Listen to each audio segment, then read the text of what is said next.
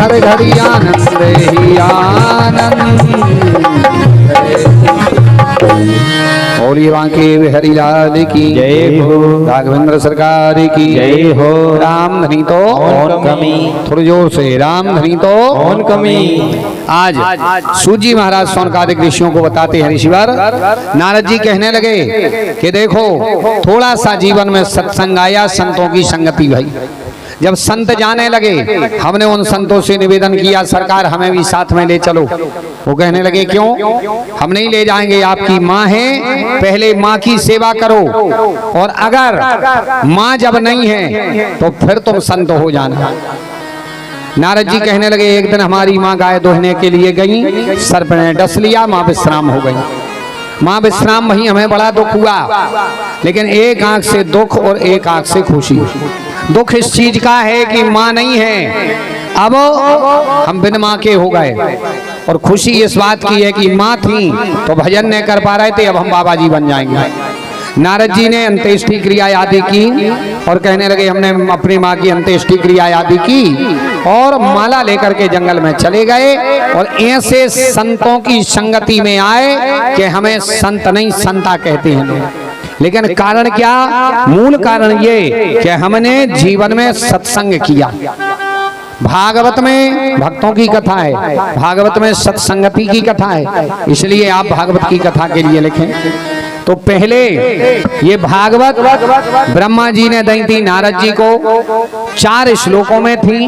नारद जी ने दी व्यास जी को, और व्यास जी ने व्याकरण शास्त्र की सहायता से इस भागवत जी का विस्तार किया।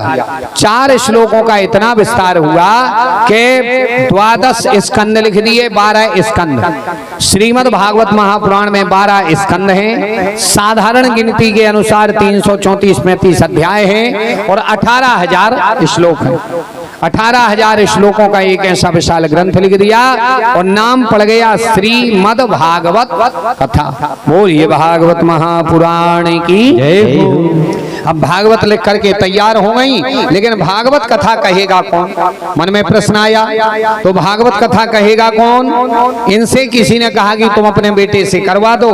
ये कहने लगे सरकार अगर हम बेटा से करवा दें तो बात बिगड़ जाएगी। भाई बेटा से अगर कथा करवा दी, लोग कहेंगे कि देखो तो पिता ने लिखी और बच्चे ने कर दी, कौन सी बड़ी बात कर दी? कोई बड़ी बात नहीं। बोले एक काम करो, भागवत कथा कहने वाले में 4-6 चीजें होनी चाहिए।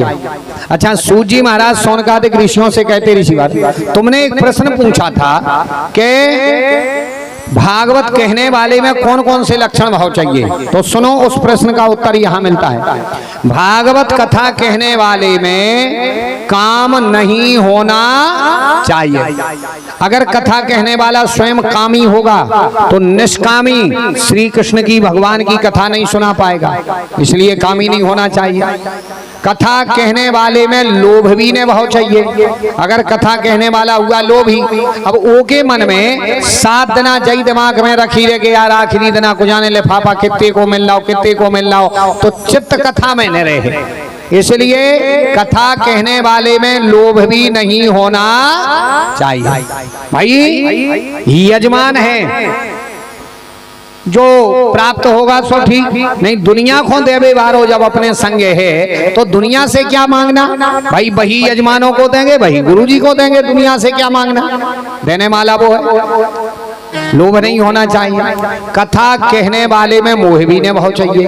अगर कथा कहने वाले में मोह हुआ, अगर उसका मोह परिवार में है, पत्नी में है, बच्चों में है, घर में है, जायदाद में है, तो वो कथा कहने के लिए बाहर नहीं जा पाएगा।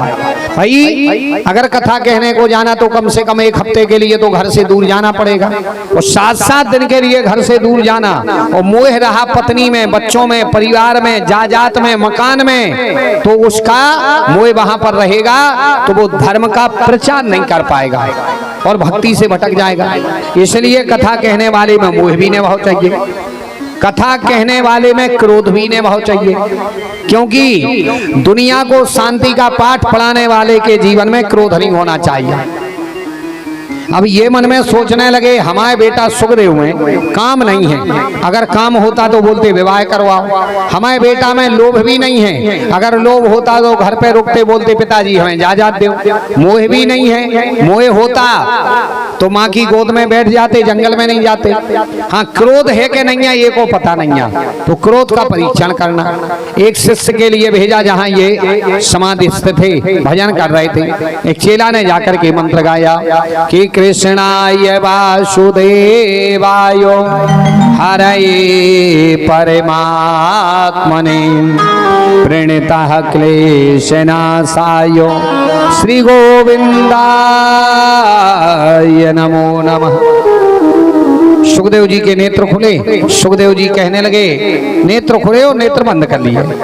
व्यास जी को लौट करके बताया। व्यास जी बोले अच्छा ये बताओ कुछ बोले? बोले कुछ नहीं, वो तो आंखें बंद कर ली उन्होंने। दूसरा चेला गया, उसने दूसरा मंत्र गाया, नेत्र खोले फिर बंद कर लाए।